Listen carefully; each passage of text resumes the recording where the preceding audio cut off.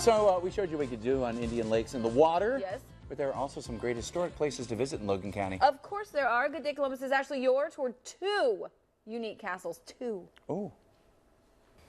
So you guys always knew it. I belong in a castle, and today I get to make that happen. I'm hanging out with Margaret Piatt. Now, tell me about this place. This is your family's castle. It is. This house was built by my great-great-grandfather, Abram Piatt. He named it Macacheek, and I'm the 5th generation to have lived in the house. Amazing. So tell me a little bit about the outside. Well, the outside is made out of Ohio cream limestone, which was quarried on Abram's farmland. And it's really pretty wonderful because it's a rough cut that gives the house a whole lot of texture. And give me a date on this. How far are we talking about? The house was begun in 1864 and finished in 1871. All right. It's amazing looking. Margaret, you got to show me the inside. Glad to. Wow. Take a look at this. Where are we? Well, this is the drawing room, which would have been the formal room people withdrew to after dinner. And what happens in here now? Because it's definitely still getting some good use, right? It is. Well, it is the place where we have all our events, so it's often used for weddings and concerts and other kinds of programs.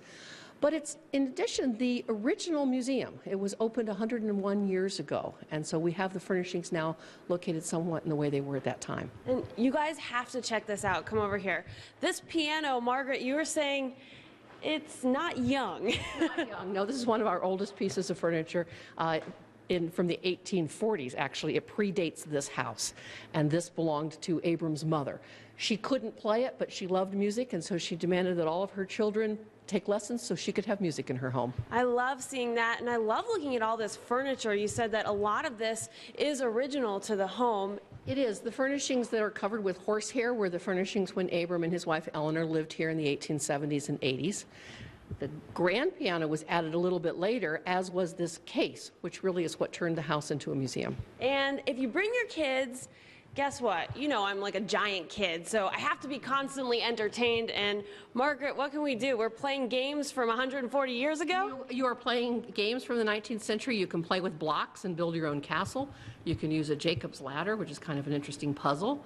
You can play with a cup and ball, which I've never mastered, or dominoes or jackstraws, which are like pickup sticks. All right, I got to try to master this. If Margaret's never done it, I've definitely got to try.